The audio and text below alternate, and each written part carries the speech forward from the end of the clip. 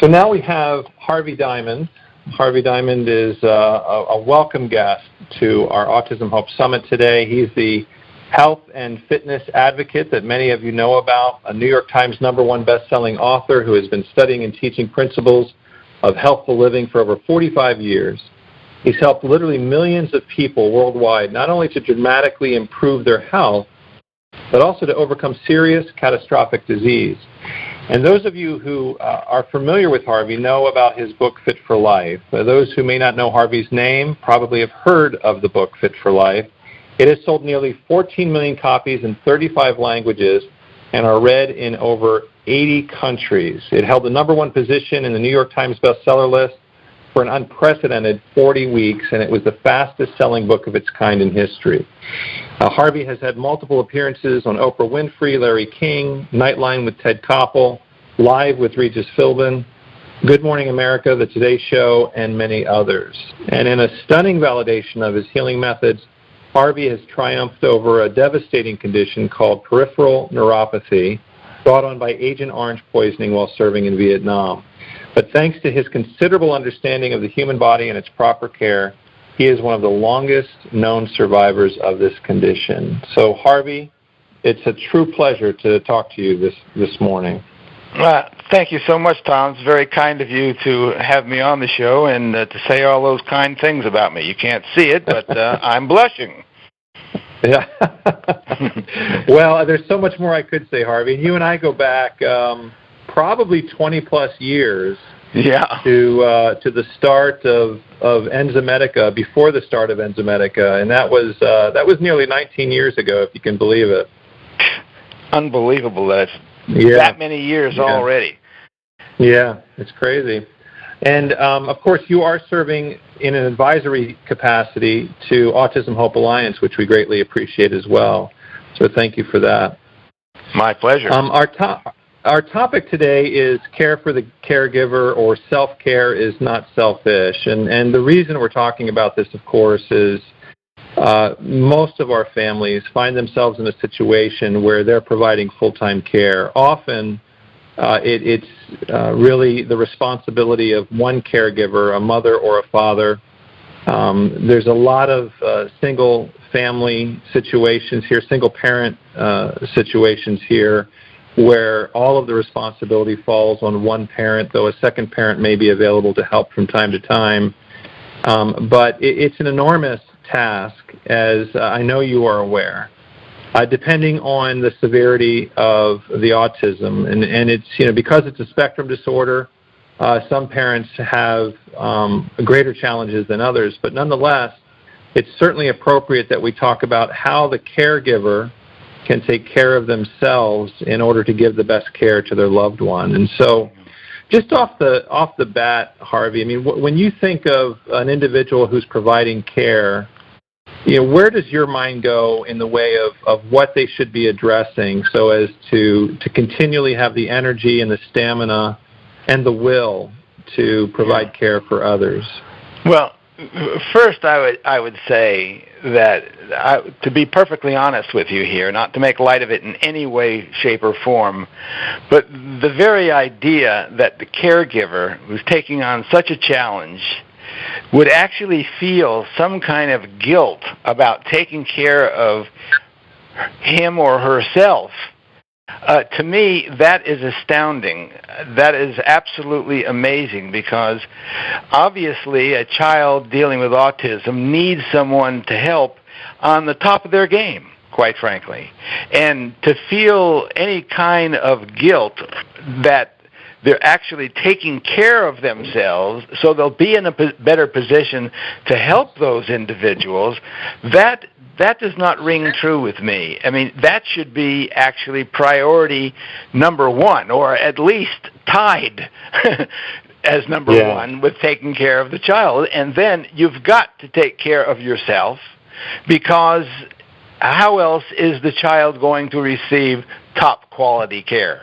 So, obviously, I'm not a psychiatrist or anything like that. I'm not going to change anything in a few moments, but I just want to say to anyone listening who does harbor such feelings, that is wasted effort, that is wasted energy, and that is in no way helping the overall situation. What actually helps the situation is taking care of oneself. That is a wise decision, a smart decision.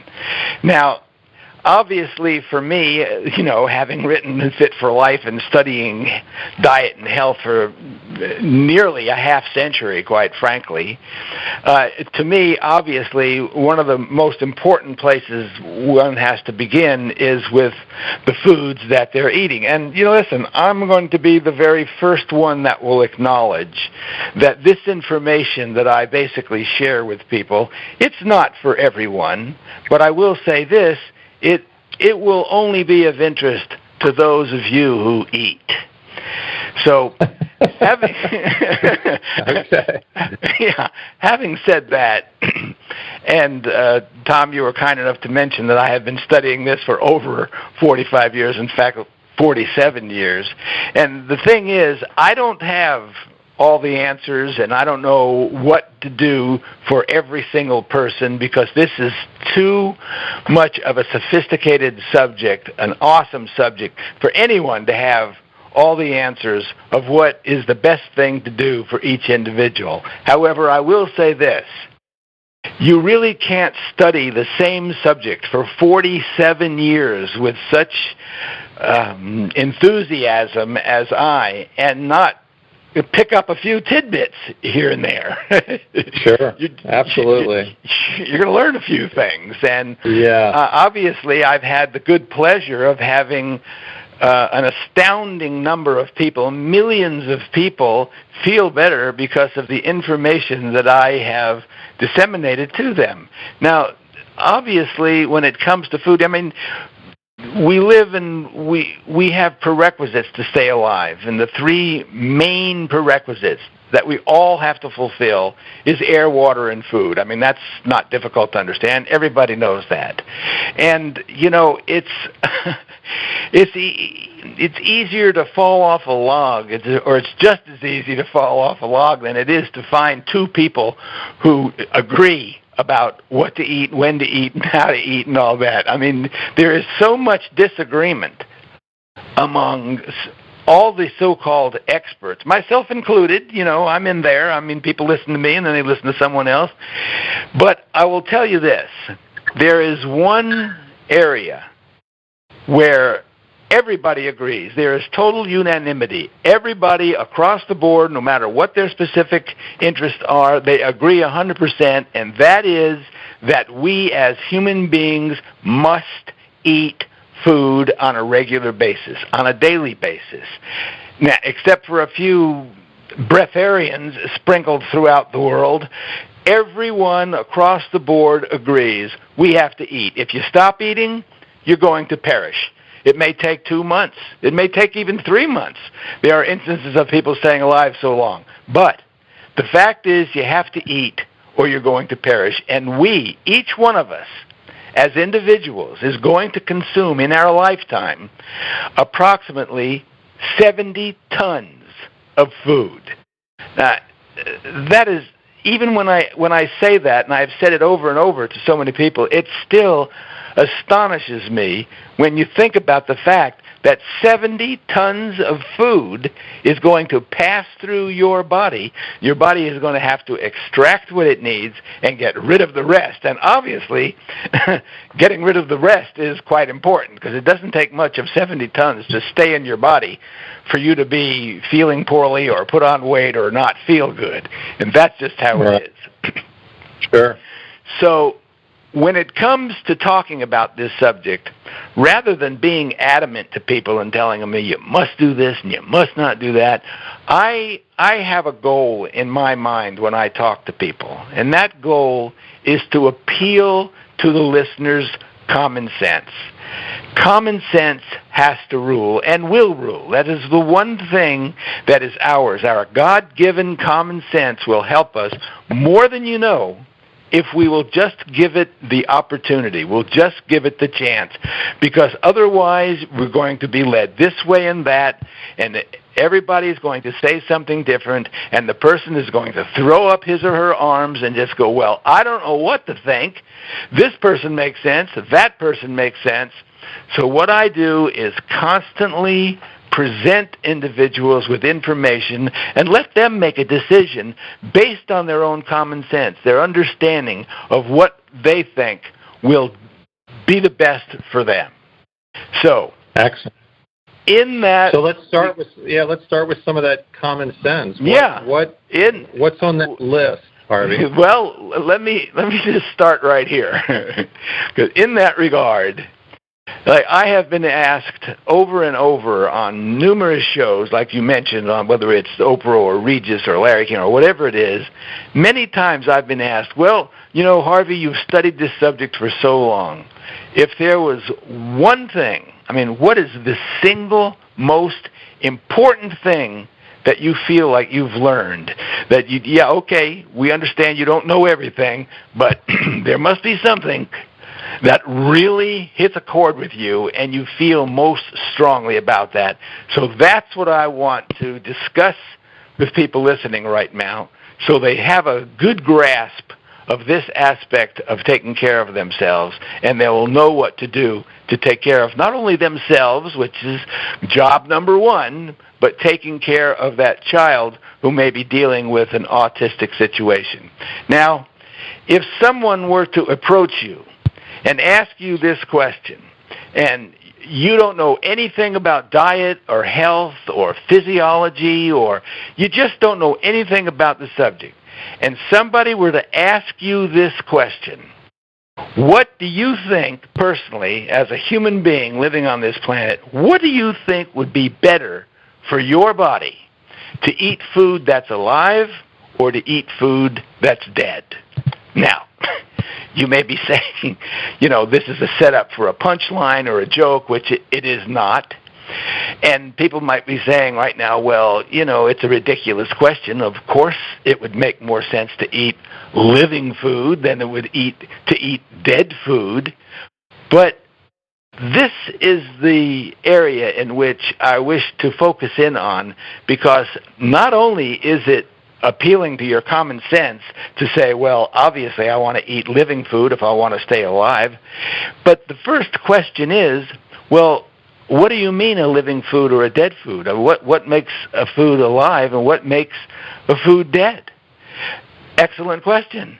And that is what we need to take into consideration. And I'm not going to be complicated here, so people will know exactly what I'm talking about, because we have to eat food. We are living beings on a living planet.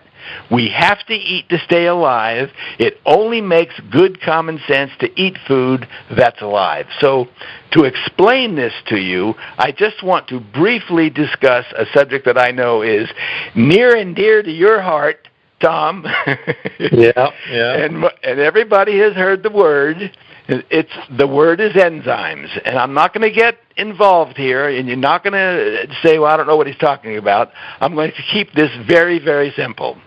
We live on a planet where, just as an aside, the Hubble telescope has gone out into space and taken pictures trillions of miles from here, thousands and thousands of pictures. And you know what have never taken a picture of that makes this planet unique?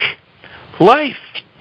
These pictures taken trillions of miles from here, there is not a single blade of grass that has ever been brought. And in fact, if the Hubble telescope should ever take a picture of a blade of grass, it would be the greatest discovery humankind has ever made.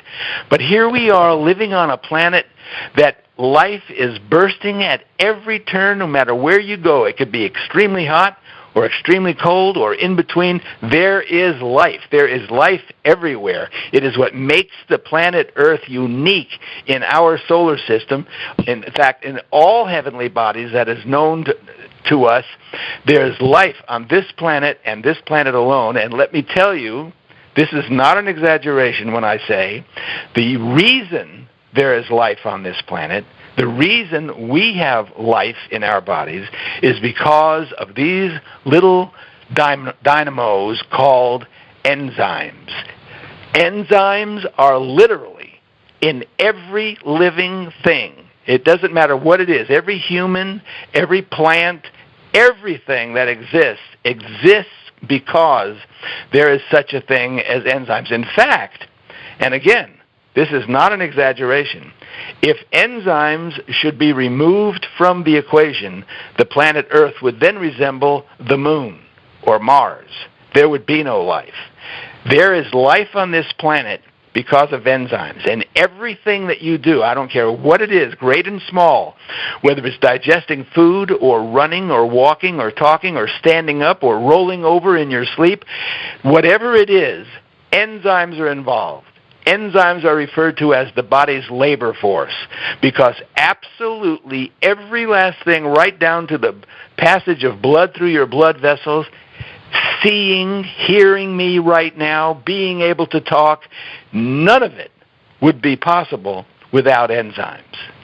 Now, we come to the subject of alive or dead. So since enzymes obviously are important, and without them we would perish, what is the death knell for enzymes? Well, the death knell is heat. Heat. 118 degrees and enzymes are obliterated. And I don't mean they're degraded or they're weakened. I mean they are completely and totally obliterated so they no longer exist. In other words, let me just get right to it here. When you eat food, regardless of what that food is, either that food has the enzymes in it that was created when it was grown, or the enzymes have been destroyed because the food has been subjected to heat. Heat so intense that all of the enzymes were removed, and what was left is just the empty food that the body then is taken in and expected to live off of. And that is exactly what I mean. When we eat food where the enzymes are still intact, that is called a living food. When we eat food that has had the enzymes destroyed by heat, that is a dead food. Now, here is an interesting fact that will shock you to no end, as it still shocks me, even though I have been dealing with it for decades. The vast majority of people in this country, and around the world, quite frankly, their diet consists of approximately 10, or maybe, if it's good, 15% of living food. 10 to 15%, which means 85 or 90% of what they consume is dead. And I mean dead. All the things that we eat food to obtain, the vitamins and the minerals, and of course the enzymes, the phytonutrients, the antioxidants, every single thing that we need from food, that we know we have to have, are all destroyed if the food is heated over 118 degrees. And as you know, to heat food, it's far higher than 118 degrees. I mean, just think of something you cook in the oven, put it on 350. I mean, it's all destroyed. So, and and before I go on, I don't want people to be thinking, oh, great, Tom has brought us some guy to tell us that if we don't eat all raw living food, we're going to perish. That is not what I'm about. That is not why I'm here. I don't eat only food that is totally living, and that's just all there is to it. Now, of course, the predominance of what I eat is living food that has enzymes intact, but not all, and that's not what I'm asking you as the listener to do for yourself. That is not realistic to say all of a sudden, if you're eating a diet that is 10 or 15% living, to just turn that around all of a sudden. But like I said, the single most important thing I've ever learned in almost 50 years of studying this subject is that if you insist on consuming a diet that is approximately 10 to 15% living and the rest dead, you might just as well get down on your knees and beg the powers that be to make you sick. And let me tell you something, that prayer is going to be answered. There is no question about that. That sounds like a certainty. It's an absolute certainty. It is the reason why we suffer with so many ailments in this country. Listen, think of this, and I know there are parents listening right now who have children who obviously is the most dear thing in their life. And I'm not saying that anyone in particular has this as the example, but just listen to this example that I'm going to give you. There are some people whose children, throughout the day, they don't even get 10 to 15%. There are some children that barely even get 5% living food. I mean, think of it. They wake up in the morning and they have a bowl of cereal, and hopefully it's not some abomination like Fruit Loops or Lucky Charms or some other grotesque thing that's saturated with chemicals and additives and red dye number 40 and all these other things. And poured over it is milk that has been pasteurized, meaning heated, meaning everything of value is gone, and that's poured over the cereal, and that's what the child has, or the child has a Pop-Tart or something else like that. And then it's off to school, and if they're eating school lunches, well, that means hamburgers or hot dogs, tacos, lasagna, chili, maybe a bag of potato chips, another thing of milk that's been pasteurized, and that's their lunch. Then as a snack, they might have a bag of potato chips or a Snickers bar or a soda even. And then come dinner time when they get home, it's a bucket of chicken or it's macaroni and cheese. And the only living food that poor dear child had all day long was maybe a little slice of tomato on their hamburger. And some of them reach in and take that out. Yeah. And now, so there might be people listening right now going, oh my God, this person just described my child's diet. And I'm telling you that on a diet such as that, where the living body is craving, pleading for some living food, and it's not given hardly any, it's given 5% maybe, on a good day maybe 10%, but 80 or 90% of what they are eating is dead food, providing no nourishment for the body. And that is day in and day out for years and years on end.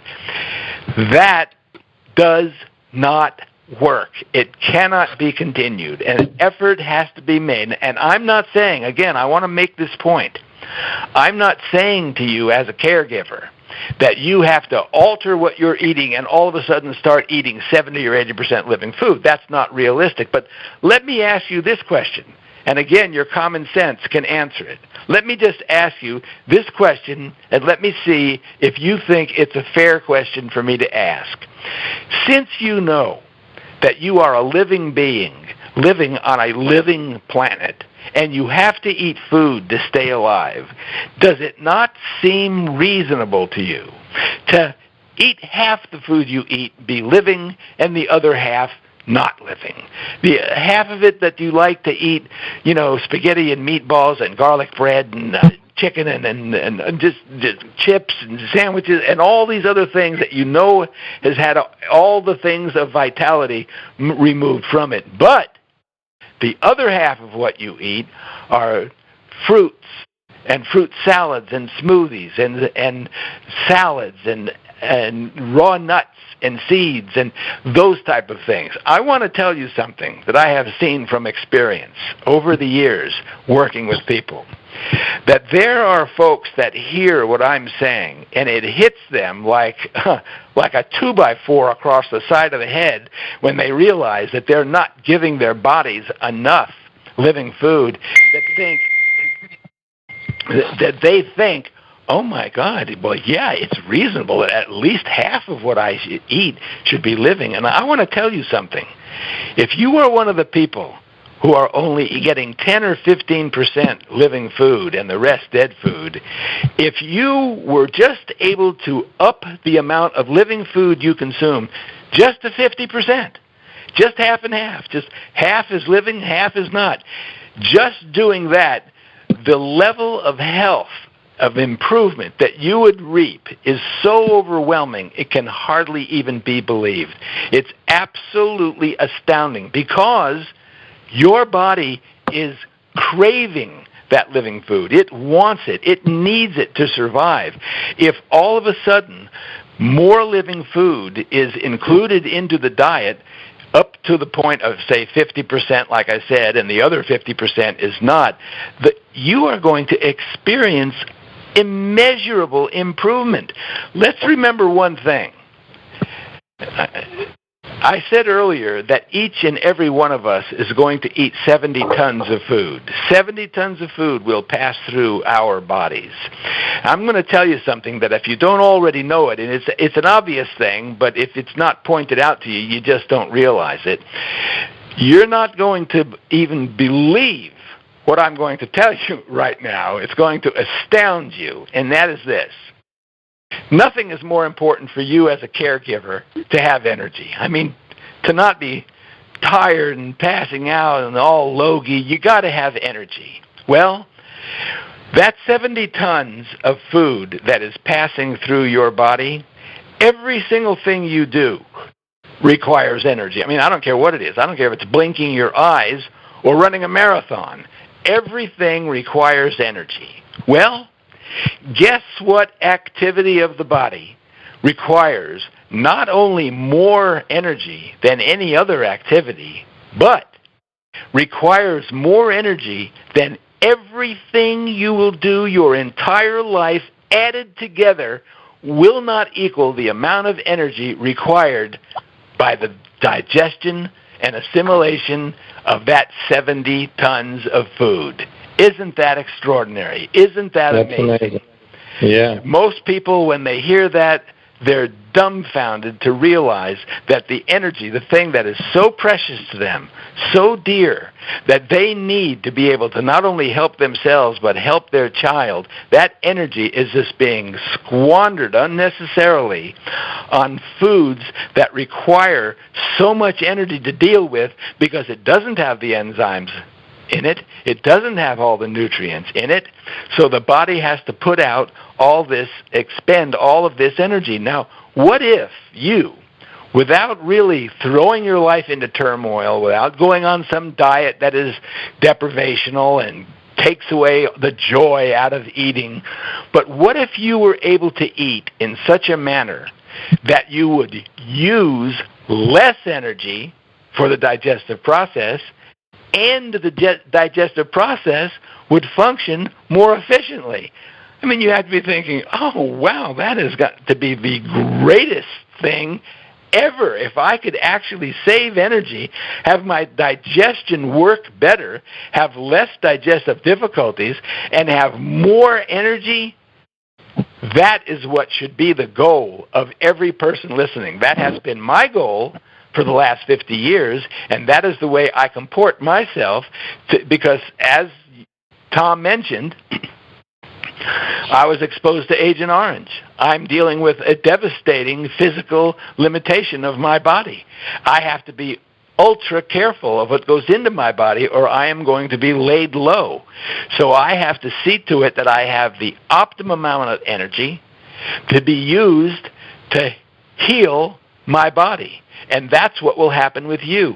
The things that you're dealing with, the difficulties, the pain, the discomfort, the lack of energy, all of those things will fall by the wayside, because once you start to comport yourself dietetically in such a way where you add to your body more living food, you use less energy, and guess what the incredibly intelligent, living body does with that freed up energy that it gleans from digestion? It automatically uses it for the healing process. Wow, what a beautiful thing. Now, before I say, okay, Tom, what's next? Let me just make one point to you to bring home this point that I'm making so that you really have a grasp and understanding of just how important it is for living food to be consumed on a regular basis. Look at the rest of the natural world. Look at all of the animals in nature. all of the animals, every single animal you've ever seen, large and small, look at them. And it's the same for them. They need also air, water, and food, and must eat a certain amount of food in order to survive. Well, we have to ask the question, why don't animals in nature suffer from the ailments that we as human beings suffer from on such a regular basis? It's because animals in nature only eat living food. They never eat food that's not living. And you might be saying, well, lions eat dead food because, they'll take down a wildebeest and it's dead. If you watch these nature shows, you can see that, first of all, lions do take down a wildebeest or a zebra, but, they're already eating that animal while it's still kicking its legs sometimes. It's still alive. And you'll also notice that the lion, this is going to sound a little gory, but this is what happens. The lions open up these animals' bodies, and they immediately eat the inside organs that have all the plant life in it. Now, you'll notice that animals such as lions, tigers, leopards, animals that eat other animals only eat animals that eat vegetation. In other words, animals that eat animals don't eat other animals that eat animals, if you understand what I'm saying. In other words, the lions don't eat tigers. Bears don't eat wolves. They eat animals that have plant life in it. They eat living food. Lions are just too dim-witted to figure out how to get a cook stove and cook the zebra up so it eats it raw. Every animal eats only living food. Now, they don't suffer from the diseases and the difficulties that we have. And, somebody might be saying right now to their friend, oh, yeah, you should see my neighbor's dog. That dog has arthritis, diabetes, can barely walk, and is overweight. Yeah, that actually makes my point. Because the animals that we have as pets, or we have as zoos, or living on ranches or farms, they come into contact with human beings. Human beings feed them foods that have been devitalized and all enzymes removed from their food, and then they suffer from the same difficulties that we as human beings suffer from. It's just amazing if you look at it. I'm talking about the animals in nature who have no interference from human beings. These animals do not have ailments. They do not get sick. They don't even have colds. They don't have headaches. They don't have AIDS. They don't have cancer and heart disease. It doesn't happen in the natural world. And in the natural world, animals eat 100% of their diet is raw, living food. 100%. We, as human beings, are supposedly God's finest creation. Just ask anybody. We'll be happy to tell you that. We're the ones eating only 5 or 10%. Listen, just to end this up, let me tell you something. The United States happens to spend more money on health care than any other nation on earth. In fact, if you take the next 6 nations, Russia, China, Italy, France, and add them together, it still will not equal the amount of money spent on health care as the United States. We're talking about over $3 trillion a year. Now, if we were making that expenditure of over $3 trillion a year, and we were experiencing the highest level of health throughout the world, well, then I guess it would be worth it.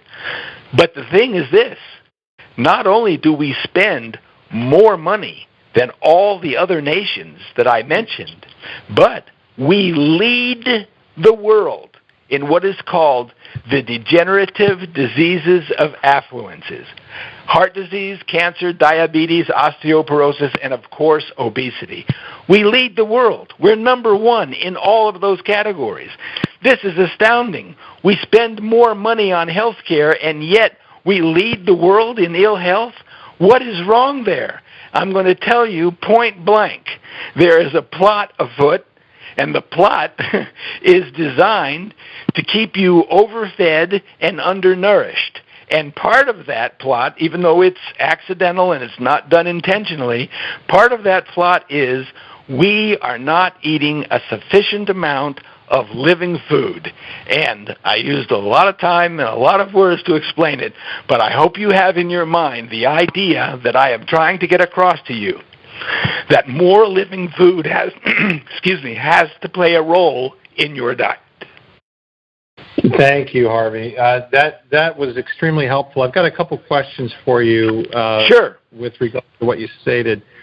You talked about at one point the consumption of cooked, processed food, food that is not living, as having no nutritional value. Could you clarify that? I mean, the reason I ask is this. Even the worst of the worst, what we can find on the shelves in our typical grocery store, loaded with sugar and preservatives and dyes, they're often fortified with vitamins and minerals, and even milk, of course, is fortified. And the manufacturers of these products, make the claim that they're good for you, because of this fortification, that there is some nutritional value, and all you have to do, of course, to determine its value, nutritionally speaking, is turn over the box and look at the nutritional supplement facts box. And so they label it with nutritional values. So could you clarify what you mean when you say no nutritional value? Well, first of all, Tom, I know that I am going to sound incredibly cynical here with what I'm going to say, but I just can't help it. I'm just trying, I can't help it. That's okay. We have to learn something new and do something new, or we're going to continue on the road that we've been on. There's an old saying that if you keep heading in the same direction you are right now, you're going to wind up where you're going. Yeah. And that has to do with what you're saying. The plain fact is I'm serious when I say that there is an effort, not a conscious effort, but there is an effort made to keep people overfed and undernourished. And just because they can put on a box, this has fortification with certain vitamins and minerals, that is an absolute joke. First of all, the vitamins that they might be fortifying the food with, they no more resemble the vitamins that you would find working in concert with the other elements of food and going into the body and winding up in the cells where they belong, where they can only do good. These are the worst of the worst. It's a little spray of who knows where from coal tar products where they get a lot of these vitamins and minerals. When I say that these foods are devoid of nutrition, it just goes to show you the remarkable ability of the living body to take something like that you have described and actually do something with it and help the body stay alive. I mean, I wonder how many people right now, Tom, have ever given their child something which is you can get in any supermarket, and they're called Lunchables. Are you familiar with Lunchables? Sure. Yeah, a little packet. It says exactly what you're saying. Fortified with this vitamin and that vitamin, and good for you, and good for you. Well, the next time that you're ever in the market, I want you to go over to where they sell Lunchables, turn it to the side, and I want you to look at the panel of ingredients. This is one of the most remarkable looking things I've ever seen. The list of ingredients is as long as your arm in little teeny weeny print. You have to bring your reading glasses or a magnifying glass. There are dozens and dozens and dozens of additives. They're all made from chemicals. There's no food in a Lunchable. There's nothing in a Lunchable that is going to benefit the child. They're going to eat. The living body is going to go, oh no, this is all I have to work with, and somehow, some way, it has to glean something out of that and utilize it in the body. But over 95% even more than like 98% of it, the body just has to work and work hard to get rid of it. And there goes your precious energy working to get rid of it. Though any time that you see on a package where it says fortified with vitamins, just know that the vitamins that they're talking about are not any way, shape, or form able to be compared to the vitamins that you would find in a living food that hasn't been processed and hasn't been heated. And also, by the way, you know that heat, as I said earlier, destroys everything alive. Just think of this. What would happen if you were to get into a bathtub and had water that, let's just say the temperature was, let's just say 200 degrees, and you were to climb in? Do you know what would happen? You would be dead before you let out the first scream. That's what would happen. If you, as a human being, climbed into a tub of water, it's 200 degrees. Well, what do you think happens to these precious vitamins and other nutrients when it's subjected to heat even more intense than 200 degrees? They're wiped out. They're obliterated. But what they say on the label tricks you into thinking, oh, well, this has all the vitamins I need. All I have to do is eat this and get the vitamins. And you're not getting any. You're not getting anything. What you're getting is something that is in your stomach that your body then has to go, oh, I have to somehow get rid of this, and hopefully the next time they eat, it will be something good. Hey, listen, I want to tell you something. Do you know that every single year one of the pharmaceutical industry's biggest sellers, every year, the ones that make them the most amount of money, do you know that they're drugs for some type of stomach or digestive disorder, which are extensive to say the least? Stomach aches, gas, bloating, heartburn, gastritis, indigestion, acid reflux disease, constipation, irritable bowel syndrome, colitis, Crohn's. Good grief. That is some list. Oh my God, how come there are so many digestive difficulties? Well, what we have to ask ourselves, Tom, is why after doing something as normal, natural, and necessary to life as eating, do millions of people have to run straight to the medicine cabinet and bombard their body with drugs? It's because they have been suckered into eating foods such that you have described that have them convinced, oh, this is a good food. It's been fortified. It has everything you need.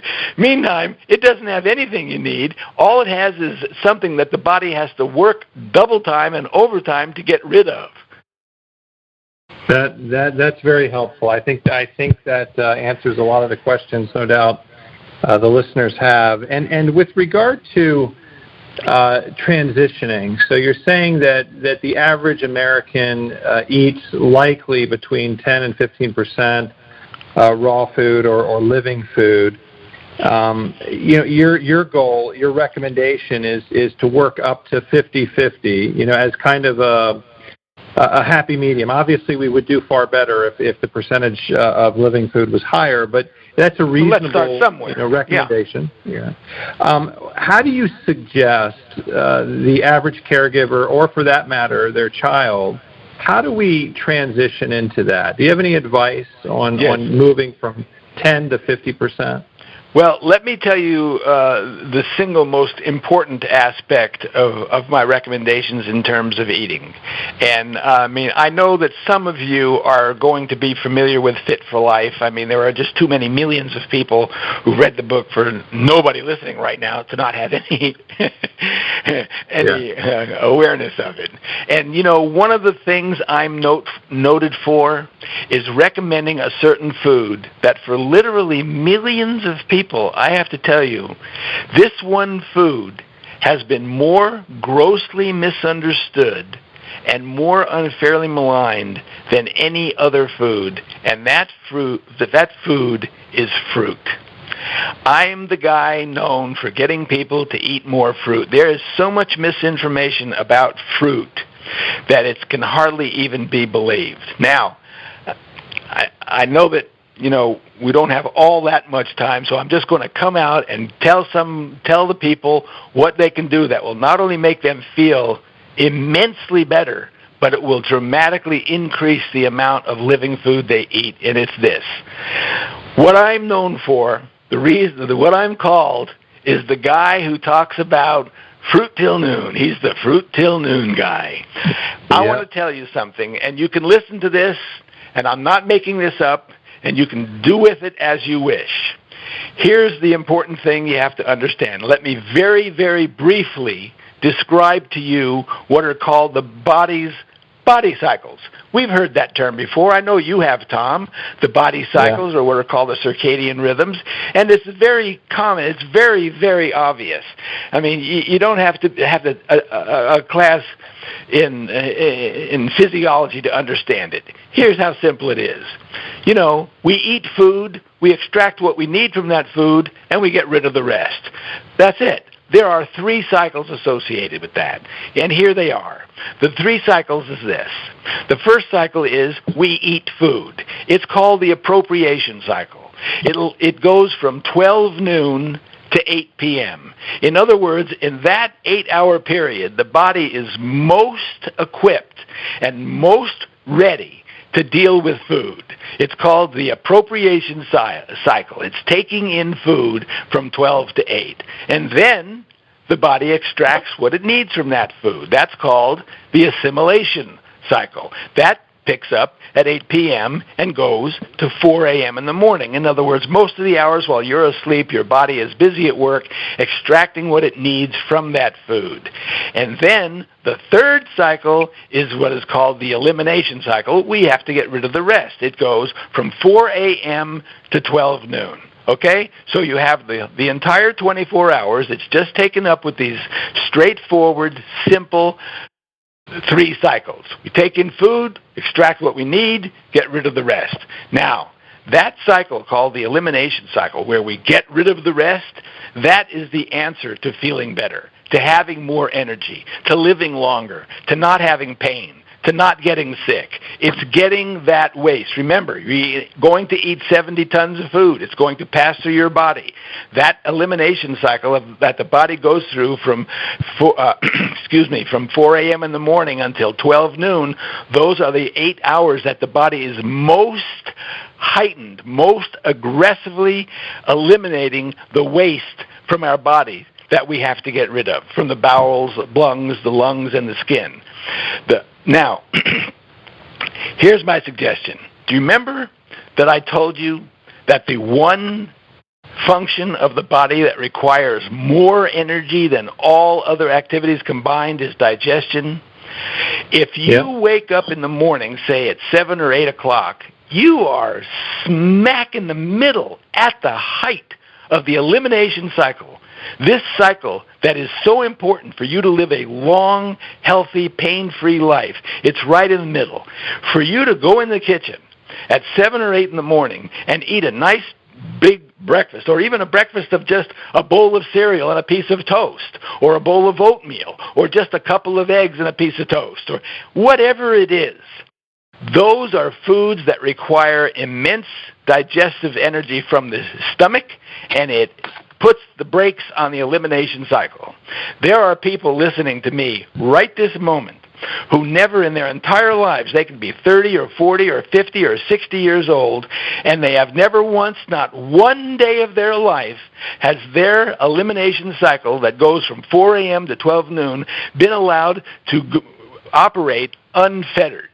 So, here is my suggestion to you, and I have made this suggestion more times than I can recount, to millions upon millions of people in over 80 countries around the world, and the results have been absolutely overwhelming. Here is my suggestion to you. In fact, I would like for you to make a little experiment with yourself. It's just a little test you can run on yourself, and you can see exactly what will happen. I want you to take a 2-week period.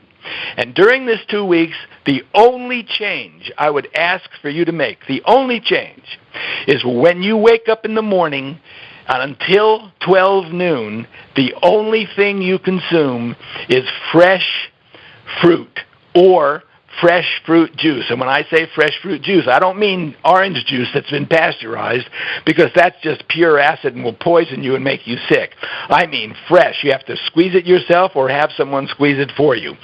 But from the time you wake up until 12 noon, either have pieces of fruit, make a fruit smoothie, have a fruit salad, and if you want more every half hour because you're hungry, have more. It's okay. You cannot overdo it, because I'm going to tell you something right now that you likely don't know, and it is an astounding thing. Fruit is the one and only food in the human diet that does not digest in the stomach. Understand what I just said.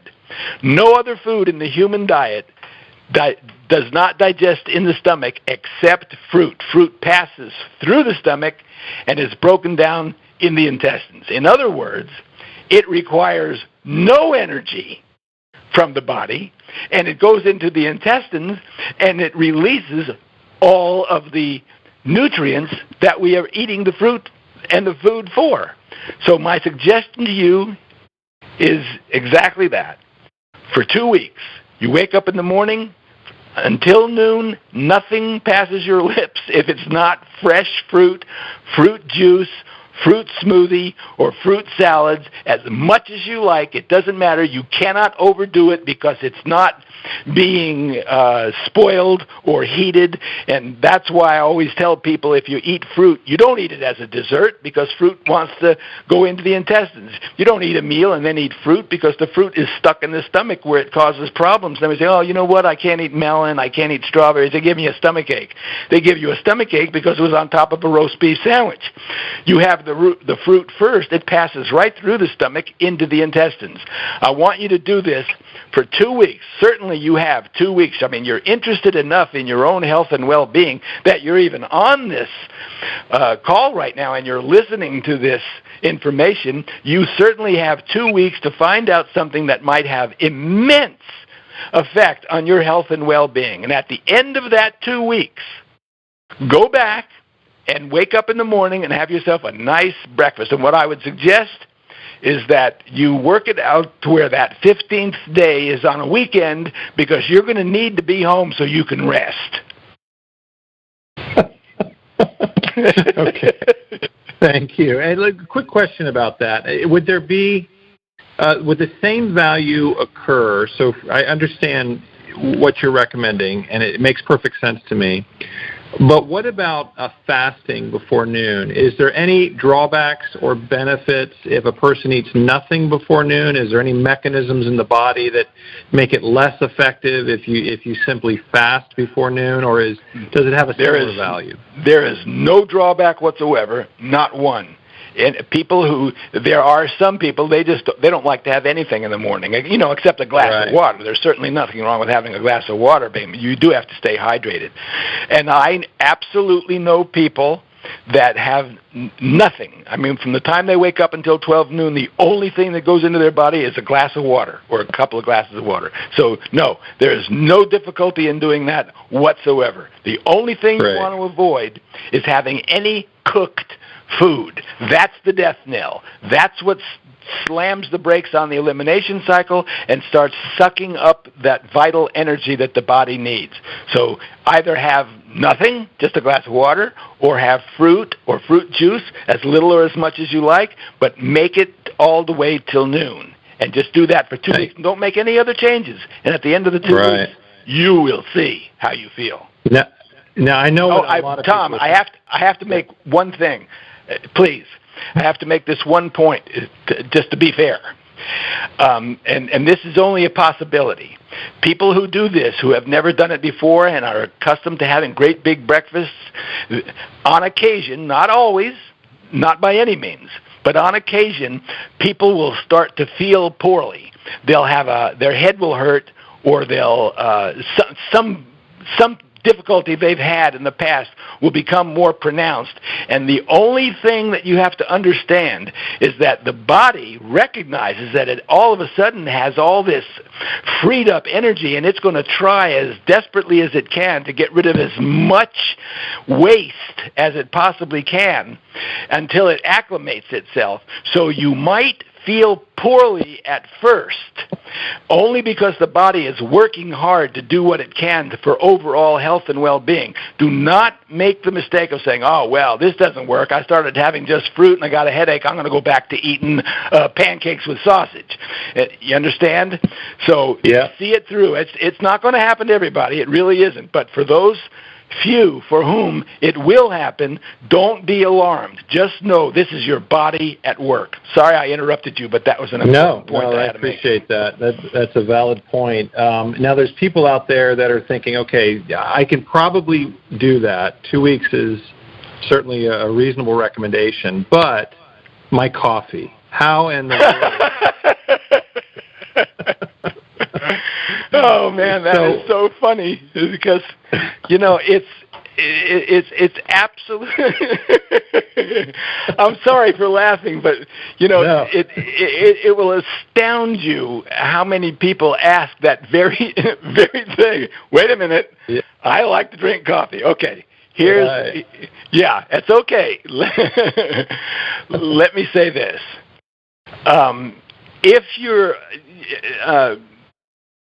a coffee enthusiast and you want to have your cup of coffee, obviously it's not something that is going to benefit the body. It's very acidic forming. I'm just going to be honest with you here. I don't want to badmouth it because people that have to have that cup of coffee, I mean, I know they have to have it, but here is my recommendation to you. If you're one of those people that have to have the coffee, the first thing that should enter into your body should be something living, should be something alive. Put it off.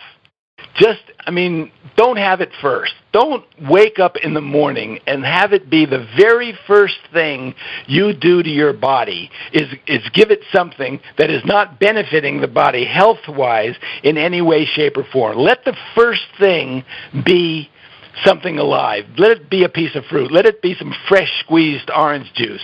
If you can go till 9 o'clock or 10 o'clock or even 11, well, do it. Go as far as you can. Then have your cup of coffee. That's all. And there's just no other way around it. But what I will tell you this, people that take me up on my recommendation to do this thing for 2 weeks, they find even themselves that they have less of a craving for coffee. Also, I don't work for this company or anything. It's just there's a product that I know of, and I think you already know about this, Tom. It's called Ticino. Are you familiar with Ticino? Yeah, sure. Okay, well, Ticino, it's a caffeine-free, organic, herbal coffee blend, and it's herbs and nuts and chicory root and grains and everything. I want to tell you something. That I know people that are coffee junkies, and this stuff, Ticino, it looks and tastes and brews exactly like coffee without any of the negative side effects, and it's not acidic in the body. There are coffee aficionados who rave about Ticino. They absolutely buy more than they could possibly use because they're fearful that the product's not going to be available anymore. They said it has this full-bodied. I'm not a coffee drinker, so I don't know. But people who have told me that this is an alternative that really delivers. So for those people out there who want to make a change, just check out Ticino. It's spelled Teeccino. You'd think I work for the company or something, but I don't. That's good advice. I'm sure that we have listeners that are thinking about that.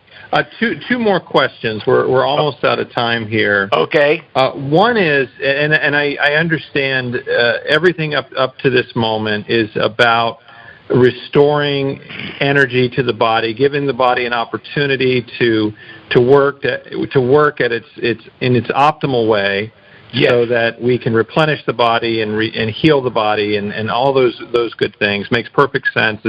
As you began our discussion, you said that it had to make sense, and it clearly does. I don't think anybody's going to find any fault with what's been said.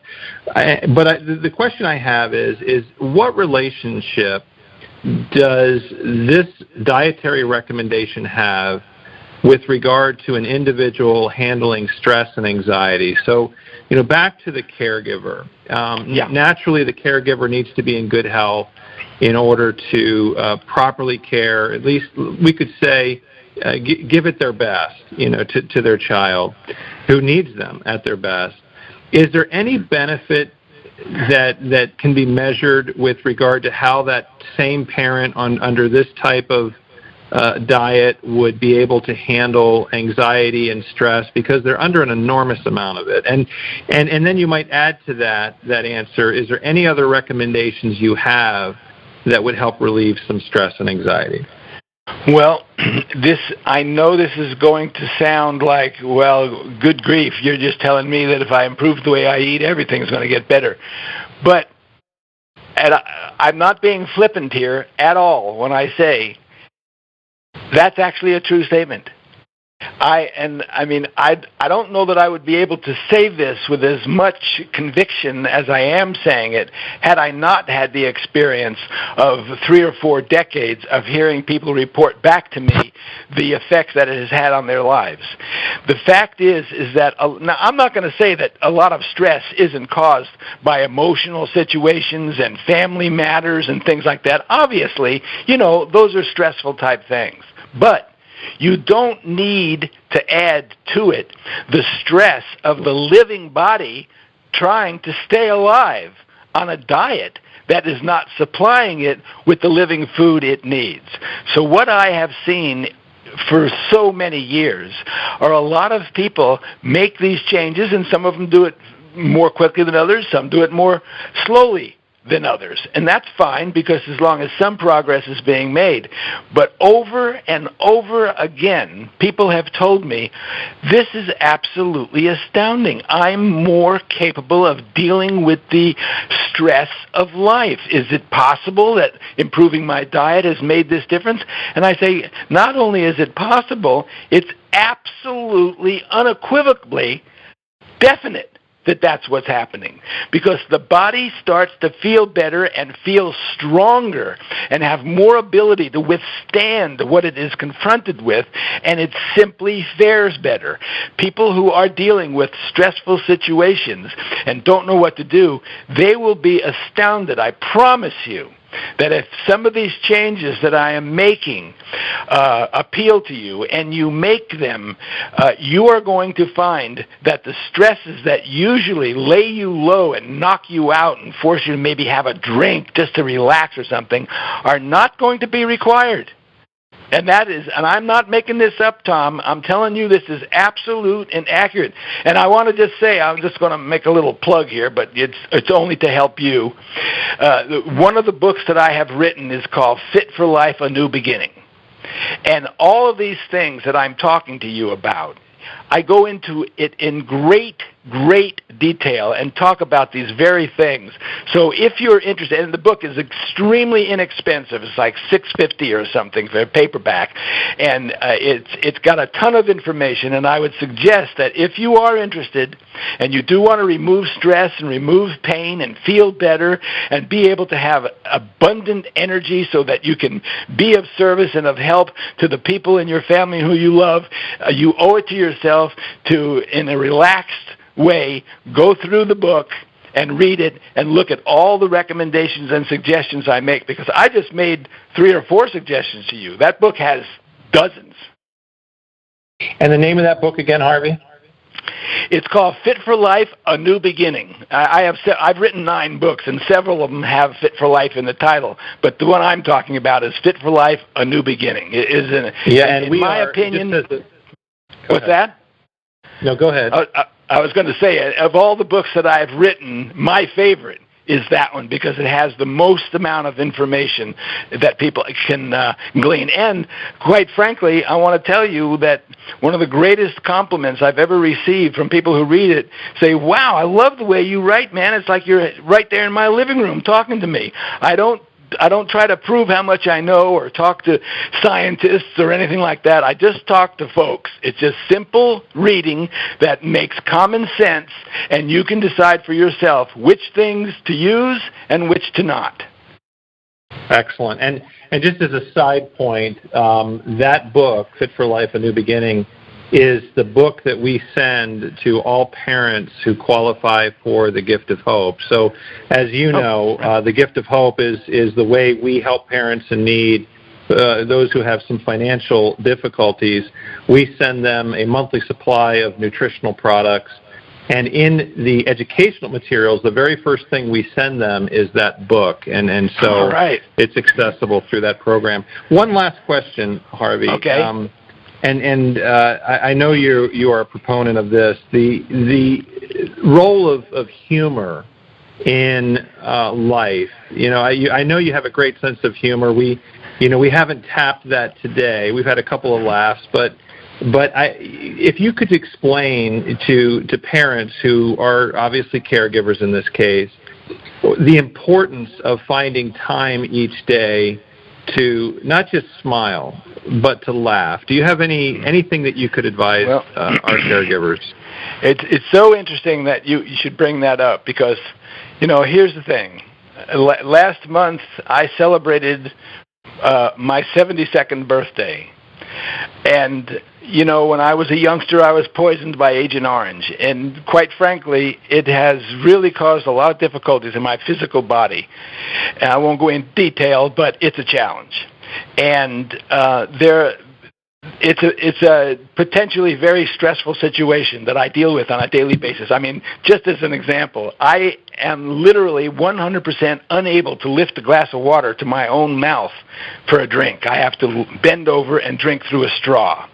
So, one of the things that I know that is beneficial, no matter what anyone is going through, is to laugh.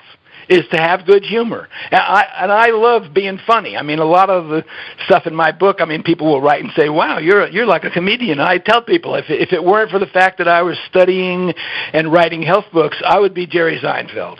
I love humor. And what I do, and I'm telling you, this is an accurate thing, I don't go to bed at night unless sometime during the day I went and parked myself in front of the TV and watched something funny. I have old clips, I have old CDs of like the Seinfeld show and the Gary Sandling show, and I just have so much stuff, and I watch the Daily Show, and if it's funny, I need to watch it because you want to flood your body with these helpful endorphins, and they are released when you laugh. And everybody knows this. This is not some secret that Tom has brought up. Everybody knows that laughter is something that gives people strength, and it helps them and lifts them up. And I have taken it to heart to whereas there is no such thing as a day going by where I don't see to it that I watch something that makes me laugh and laugh out loud. And I do. I love things that are funny. I love telling jokes. I love watching people laugh, and I love laughing myself. And that should just become a regular part of taking care of yourself, is to laugh. Every day, do something to get yourself to laugh. Believe me, you will see the results in a short order. Excellent. So that really wraps it up for us, Harvey. We appreciate your time. Is there anything in conclusion that perhaps we didn't cover that you feel is essential at this point? Well, anything we didn't cover, how many hours you have? Well, we don't have any more time. But is there maybe anything that we just, that's really essential to this conversation that we haven't addressed? Well, I'll tell you point blank. I'm just going to be honest with you here. The single most important thing that I've learned over 47 years of study is this idea that we have to supply our living body with living food. I don't want anybody to take lightly what I said. I don't want them to think that I just made this up or it's open for controversy. It's not. This is just too important. The plain fact is that there are forces out there that are don't have your best health in mind. What they're most interested in is you opening up your purse or your wallet and buying their product, and they will say whatever they have to say. It's up to you as the individual to understand and know how extremely important it is for you to acknowledge that the living body needs living food. It's just that simple. The living body needs living food. If you can just add the amount of living food that you are presently taking in, you will reap the benefits of that, and it will become obvious. It won't be something you say, well, I think I feel a little better. It won't be like that. It will be, wow, am I ever glad that I started doing this because I feel better. That's the point that I want to get across. I'm sure that I did anyway, but I want to make doubly sure that people know that this idea of supplying our living body with living food, there is nothing of equal importance. Thank you, Harvey. And we certainly appreciate your input on our advisory board. We appreciate your support of the Autism Hope Alliance, and especially the Gift of Hope. I know you were instrumental in getting us the books at a very discounted rate so we could distribute that at no cost to these families in need. So thank you for all that you do. We greatly appreciate it. Well, you're very welcome, and it's my great pleasure to do it. Thank you.